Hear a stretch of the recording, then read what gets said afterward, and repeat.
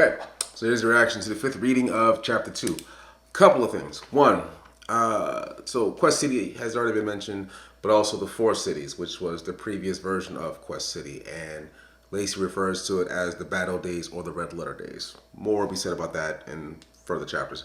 But what I find interesting about this writing for me personally is that Brian Ironside, the Four Cities, the history of Quest City, all that when I was writing this was being supported by all of these short stories I wrote about those days, right?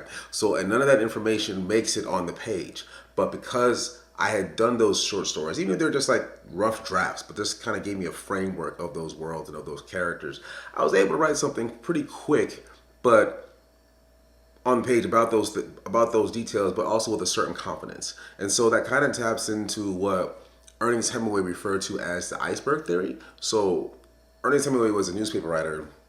And newspaper writers typically write in a very simple style, like maybe fifth grade reading level, so to speak, so that the general public can absorb the stories. And so he wrote his novels that way.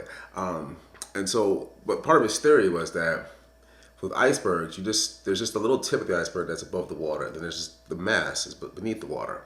The mass, in a sense, is what you, the author, the storyteller, know about the story. The tip is what you share with the audience, so to speak. So on the page, there is the tip, right? But beneath the water were all the short stories I wrote about the Four Cities, about Moses during the Four Cities, about the councilmen and the brawls. And all that violence and all that horror was actually pretty well documented, even though it's been reduced to just a few paragraphs. But those paragraphs actually do some really good, just kind of like foundational work for later chapters, and it works because of the stuff beneath the water, the background work. So I just find that really interesting because at the time I was just playing with the stories, just playing with the characters, and then later on I realized, oh, all that extra work actually helps me write this with a certain confidence and comfort level for what's going to happen later on.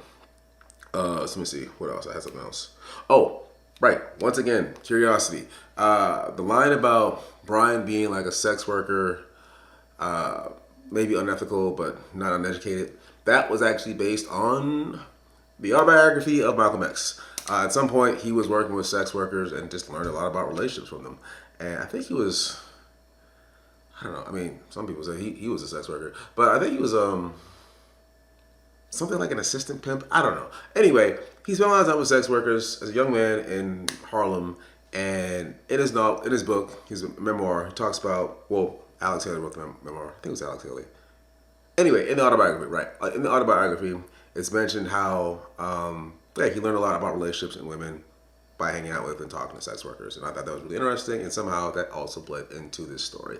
And once again, I just think it's cool that like you can be curious about anything, and somehow that knowledge, that information, that curiosity will come back later and serve you in one way or another. All right. This is